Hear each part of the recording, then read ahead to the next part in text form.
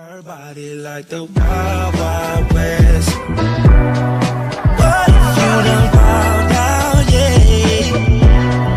Riding in the big God bless. She's all inferno. Hello and welcome to another edition of the Funday podcast. We are winding down on our preseason series. This is the second to last episode that's going to air.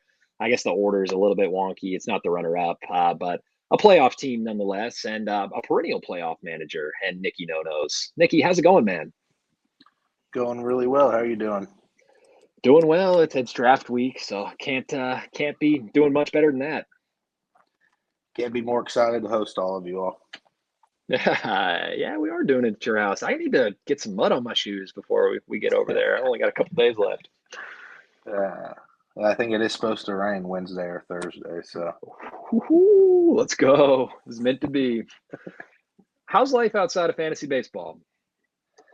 Life's good. Just taking care of a wild monster, man. 10-month-old George. Pretty much occupies any time other than when I'm at work. Yeah, he's growing like a weed. Time flies. You know all the things as you're a little bit ahead of me on that front, but just trying to follow in your footsteps and be like you when I grow up. I'll hit you with another parenting cliche that people say that every stage is the new best stage. I'm sure y'all are finding that out. Yeah, the new best stage and the hardest one. Oh yeah, for sure. And when they start moving around, more mobile, getting into all sorts of trouble. We had to put up some gates recently because now he's just crawling around like no one's business. Oh yeah. Plus, like when they're very first walking too, that's like tough on your back because you're like bending over so far down. They're so short. You know, it's a rough time. Yeah, he's not walking yet. He's pulling himself up though on everything pretty quickly. So I'd say within the next month or two. Now I've seen the videos. He doesn't look like he's far off. Yeah. So we mentioned your house. You're fairly recent new homeowner. Congratulations on that as well. Kind of along those lines, that's one of the questions I wanted to jump into. So has this ever happened to you? You bought a house. It was not disclosed to you that there was a termite infestation in the walls and moldings.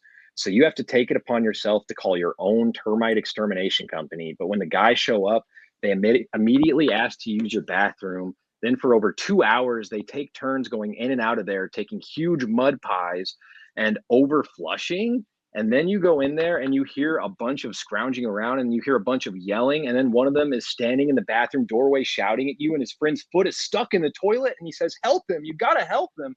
And then you go in there to help him and he pulls it out easily and laughs because his foot wasn't stuck. It wasn't stuck at all. He was just faking it. And then they get really serious and they say, "It's turbo time." And then they both start running around the house as fast as they can and they jumping over couches. But when you say you want to jump in too, they say, "No, you're not on the turbo team."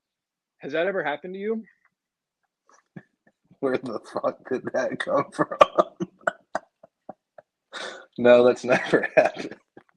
Okay, thank you. Moving along. What about this whole like Sneech feud? This it's been boiling over. I don't want to like poke the fires and keep bringing it up, but I also don't want to give you your chance to say your piece on it. No, yeah, I mean it's pretty much been brought up on every single podcast, whether on purpose or an accident. I mean, I don't know, man. I think that the non-Sneeches are just holding on to their very last tail. This is kind of like their one last lash out, if you will. Not saying that I'm like an overwhelming superstar Sneech by any means, but just, they're almost like having to try and paint a narrative that isn't there to make themselves relevant is how I'm looking at it. Maybe not even relevant, but just talked about. I don't know. I think most of them truthfully would like to be Sneeches, but the fact that they've been not held out, but just not necessarily invited, it's just something for them to do at this point. Exactly. That's kind of the natural stance. It's like, well, fine, I didn't want that anyway, right? Yeah, and I think it's probably not going to get expanded to a new one after this point, just due to some of the answers that that we've gotten on previous pods. Austin, I mean, I think Austin's definitely one of the two, or probably one of the two closest. Especially after his year last year, and he has been improving each season, I believe. But he kind of had his chance to put his foot out in front and say that he would like to be a part of the team, and he played the middle a little bit, but really just kind of actually still stayed on the non-sneak side for all intents and purposes. So I think I kind of closed the door. I mean, I don't remember what Graham said. I think he could be maybe one of the other two that's kind of close-ish, and I don't remember where his stance is. But Graham was pretty early on in the series. I don't think the feud had quite bubbled up to the point, so it may not have been discussed quite as much. But yeah, Hartley left the door open a little bit there. That's true, but yeah, maybe hug the middle. I mean, I think it was just a great opportunity for him to put his foot out, and I mean, I'm sure he's in the non-sneaks, whatever their group's called, but like to not be like a Colton or an Orms or a Chuck and just be super anti. I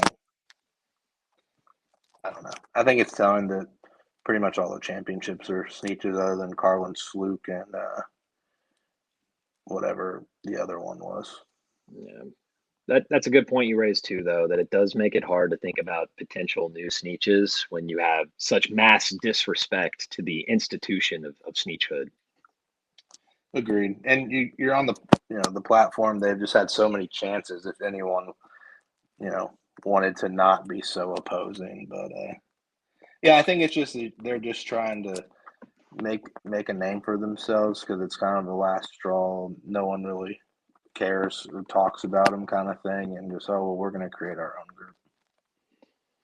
Do you think the wealth inequality in this league is expanding? I mean, I think it is naturally just with the dismissal of Q, mainly. Brock used to be good, and then the last couple of years he kind of fizzled out. So I think we're definitely improving, like managerial wise. Austin used to be terrible. He's obviously gotten better. Those are kind of a couple of the perennial, like close to last place people that, I think, Colton obviously had a decent year. Nothing crazy, but definitely just the sole fact of the increase in manager quality. It's definitely expanding a bit, but I think cream rises, and we only had 2 of 5 or 2 of 7 playoff teams, and you still, were able to pull it out. The other one, I was in the semifinal, one step away, which sucked, but. I mean, I don't know if there's been a year where there hasn't been a sneech in the finals. I definitely don't think. Because Carlin beat you, and then Orms is 2018. That's hard to think who. I think he beat Chuck. But Orms was a sneak at the time. I think he 10-0'd Chuck, but he was a sneak at the time. 2018, that one counts for us too. Yeah, and then he got really bad for a while, and now he's coming back. He cares again. Switching gears slightly, I feel like you're a guy, maybe not quite the draft insider hardly is, but kind of in a similar vein, a guy who knows a thing or two or claims to know a thing or two about what's going to happen in the draft. What are some trends that you see playing out? Yeah, I mean, honestly, a lot of it comes from Hardly because I'll talk to him a lot or text him or hop on a phone call and like talk to him and Chuck or play Xbox with them, Bubblegum Blender Boy. So it's just definitely a lot of it comes from him, I will say. The trend that I'm seeing currently, obviously the hitters. I think when push comes to shove and someone sees a pitcher, though, and they're not super comfortable with that bat, it's just there's going to run that's going to start, and everyone's like, well, I'm just going to go get my one guy. So I don't think it's going to be as bad as everyone claims. Maybe the top 25, there's only one pitcher. I don't think that's like a super, super stretch in the other direction from what we usually do. I mean, I know there's usually maybe one in the top 20, but yeah, just reaching out. Carlin loves to talk, so it's easy to get information from him. He'll send it unsolicited. Yeah, like I don't know why he tried to claim in his pod that he didn't want to say anything, like as if everyone doesn't know exactly what he's told everybody. He said it was actually a little bit of deception, though. Are you buying that, or you think that's transparent? No, I mean I don't think it is deception, and it's a good play by him because no matter what, he can say that if he does get those guys that he claimed that he wanted, then it's just okay. Well, I got my guys that I wanted, ha ha ha. And then if he doesn't end up getting them, he's just gonna say, "Well, I didn't actually want those guys anyways." Yeah. So Or like I mean, even better for him, I baited you all into taking the guys that I didn't really want. yeah. So I don't think that it really has any effect. That's a good point. Give me a sleeper, a breakout, and a bust for people in the league that have the best ideas. Oh, that's a good one. Not yourself. Yeah, that's a good one. What's a good idea that I've heard recently from somebody?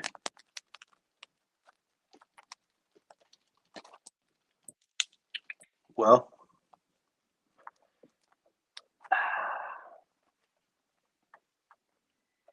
breakout, I would say, is Chuck.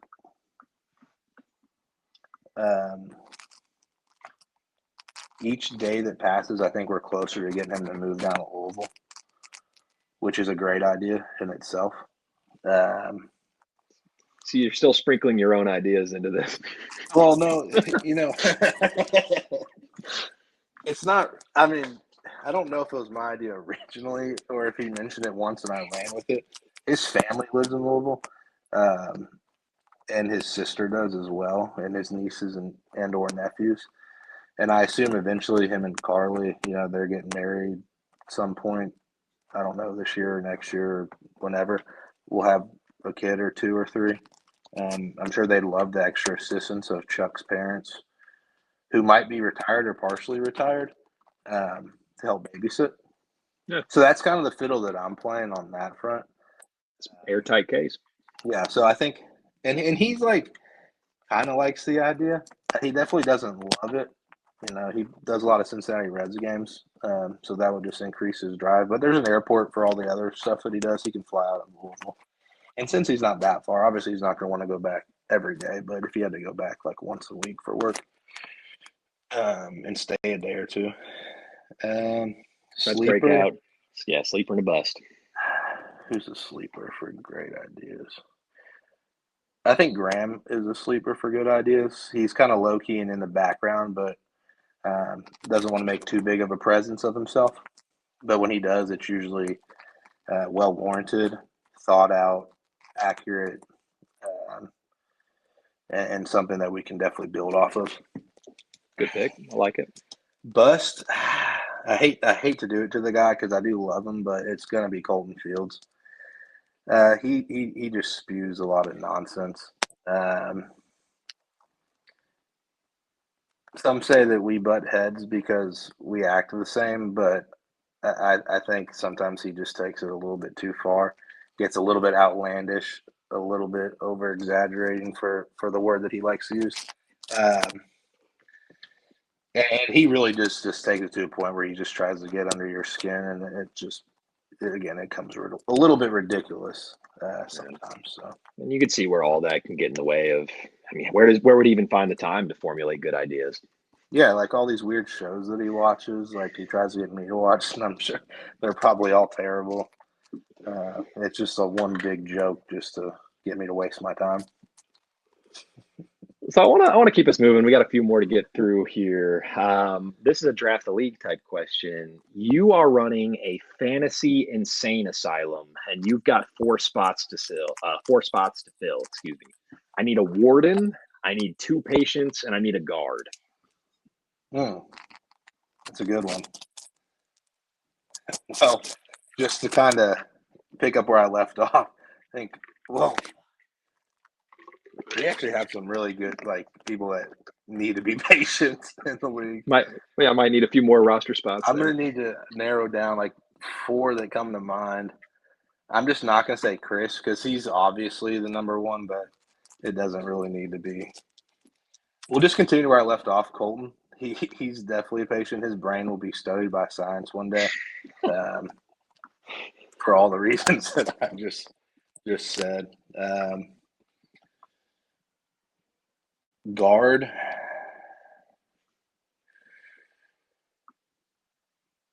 Let's go with Allen. He's Intimidating presence. tall, big. He might be a little bit lackadaisical if he doesn't care in that specific moment, let out some of the patience. But I think for the most part, he would do a great job at guard. Warden, Michael Coates. Yeah, I see that. Call me Coates. Don't really need to elaborate there at all. Last patient, like I said, there's just so many to choose from.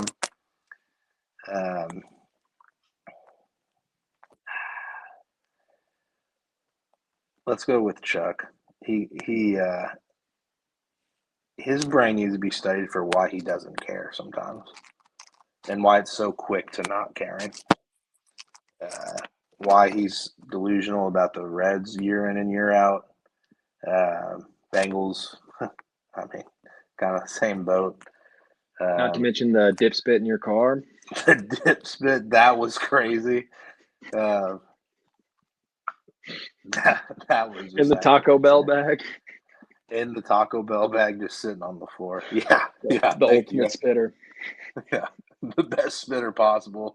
The paper bag. All right, good picks. Good picks. It smelled like mint in there for weeks. You're a guy that is usually watching these preseason pods closer than most, taking notes. Do you have anything you want to respond to from previous episodes? Yes, I appreciate that. Yeah, Coates. We'll start with Coates. He specifically touted Tristan Casas for his injury, for his struggles last year.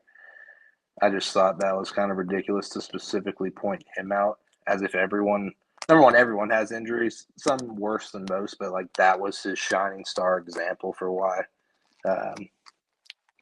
he had a bad season. Not like anyone loses Tatis or Tucker half the year and still, top three and goes to the semifinals, and you don't hear a peep out of them. That's fair. Graham, his reasonable trading thing, like, I don't know what he said I was breakout because I'm usually bad. That was a little bit ridiculous, and you all did note that I'm going to come on and say that I, make most trades. You took that as a slight? Oh, I took it as a huge slight. I'm always reasonable with trades. I'm baffled. I thought he was giving you so much props there, some undeserved props, but okay, we read that differently. No, he was saying that I'm not reasonable normally. I'm always reasonable with trades. Okay, I didn't think of it that way. That's fair. Yeah, he's saying I'm not reasonable normally, and we made like one trade, where I got Lindor and he got like 10 late picks, and I guess that's why he chose me as the breakout guy. But no, I'm always making trades, and like you said, he's going to come on and say he's top 3 in trades every. Yeah, that's very true. And to a greater point that I wanted to make, in all of these pods, you keep saying things like, "Yeah, trade market's down this year. Trade market's down." Well, yeah, let's put 2 and 2 together. Who's the guy that makes trades all the time that's not making any trades this offseason? One of them would be myself. Very strongly. I usually make like 20 draft pick trades. I've made a couple like baby ones that have been irrelevant. Is Carlin the other one? I mean, no, because he's made a lot of trades to get his clump. I would say like Coates isn't doing his normal strategy.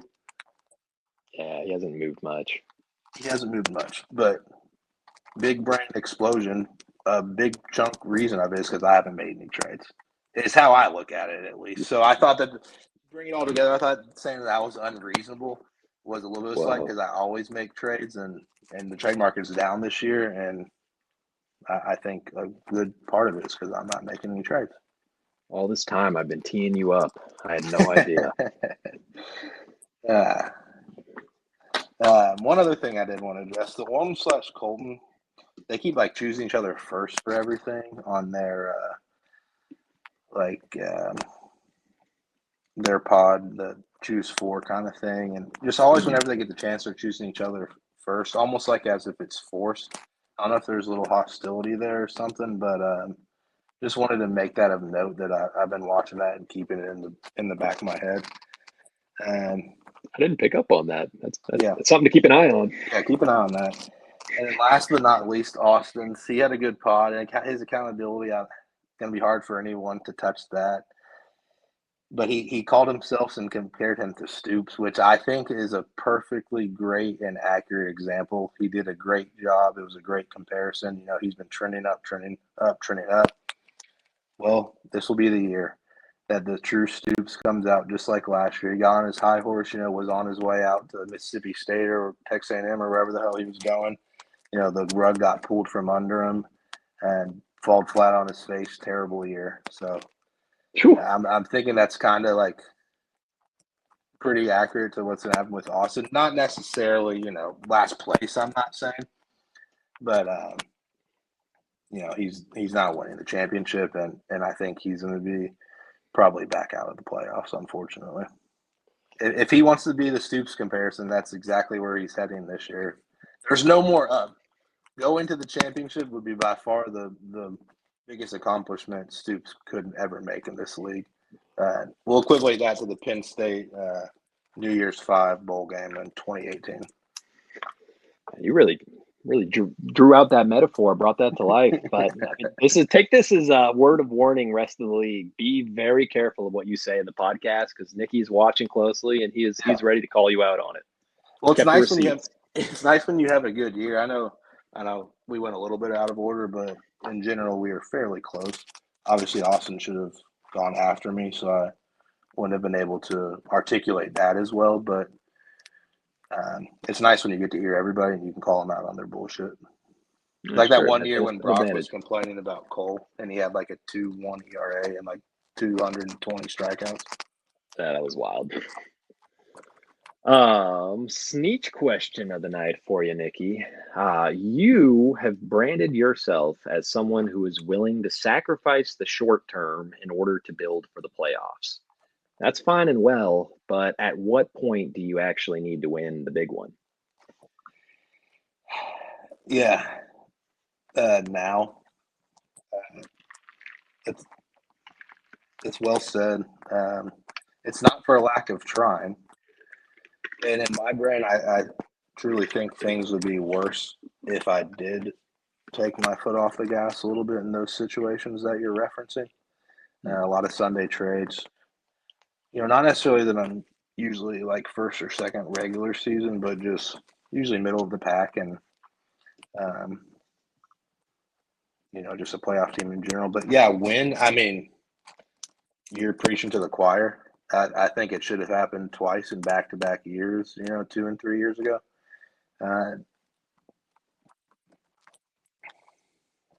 Yeah, there's not much else to say. The time is now. Do or die. Yeah. I want to move us forward to bold predictions. I know you got some fun ones to lay on us. Yeah, I've definitely got a couple of good ones. My first main one is specifically for Graham Berry. I know how he plays. Like, I don't think he has a playoff win in the Wild Wild West. He does good during the regular season most of the time. I think for him, it's like either he's fighting for last, you know, 11th or 12th, or he's in the championship this year. And I know those are two polar opposite outcomes, but I think both are bold in their own right. That's kind of doubling down on it's a double bold prediction. I like it. My other one, I think Connor easily makes a playoff. I don't think this is bold, but since everyone wants to get on his ass, I think he easily makes the playoffs and wins a playoff game. And I think 80 or 100% of the Sneeches make the playoffs. I think we might get accused of conspiring on those 1.5, 2 points there because I said something very similar in my thing we just recorded. So yeah, I'm right there with you, buddy. Well, we did not talk ahead of time. I can tell you that. But yeah, I mean, I won't be surprised if Jason has a decent year. Colton's okay. I definitely don't believe in Chuck. I definitely don't believe in Orm, but definitely don't believe in Carlin. I already said Austin's going to have his Stoops year like he's claiming himself. And then, who am I forgetting? Jones will bounce back. Dawson will bounce back. You'll have a good year. Did you say Chuck or did I? Yeah, Chuck's going to be 10th or 11th, unfortunately. But, yeah. Which brings us to the accountability check portion of the show. What you got? Yeah, so I was a little disappointed early on. I think we had some cool and funny ones, but I mean, I guess it's just my kind of personality. I like the monetary ones that I can benefit from. Sure. So I was a little bit turned off initially. Now they've gotten a lot better recently. Austin's just was incredible. That definitely takes some balls, and it's hard to even come close to following that up. But my original one actually was Sneach related, but with all this feuding, I don't even want to do it because it could just, further fuel the fire of the non-Sneeches of their little game that they're playing. So we'll leave that just to the Sneeches, and when we have our meeting on Friday during that itinerary that's supposed to be coming out, we'll talk about it then. But so if I don't finish, again, last year I was top 6 regular season was my stipulation for all myself. I'm going to go up one more. I have to finish top 5 in the regular season, and I'm also adding win a playoff game. So nothing crazy. What I do pretty much at least 50% of the time. We're going to run it back for the golfing. I'm going to pay for a golf round of everybody who finishes above me, and lunch at the course as well. And then the top 4 I'm only doing the top 4. But yeah, you'd be wait. Okay, yeah. Well, my stipulation is I have to finish 5th, but I'm only doing this for the top 4. Okay, so if you finish 6th, you're not doing it for 5th. You're doing it for 4th, 3rd, 2nd, 1st. Yep. Okay. If I finish somehow 10th, like I'm still only doing it for the top 4. Okay, gotcha. And if the champion somehow was 5th through 7th and won it all. But 1st through 4 regular season, golf round on me, lunch on me. And then we'll do a squad bet $200. And if we win, we'll split the profit. Oh, yeah. Those are fun ones, and we're getting monetary with it. I think that's nice to mix those back in to balance out some of the more creative type ones, which, I mean, this is creative and monetary. So maybe you just have a better accountability check. Almost the same one as last year. I just made it a little bit more lucrative, I guess, but raised my stakes as well. Holding yourself accountable. I like it. I think this has been a lot of great information. I don't think anybody is going to be surprised that this is by far the longest podcast, but all great stuff. Thank you for coming on tonight. Any closing thoughts before we round it out? I'll see you on Friday. Yes, sir. This has been another edition of the Sunday Funday podcast. Everybody, get some sleep. It's almost draft day. Good luck. Her body like the Wild Wild West.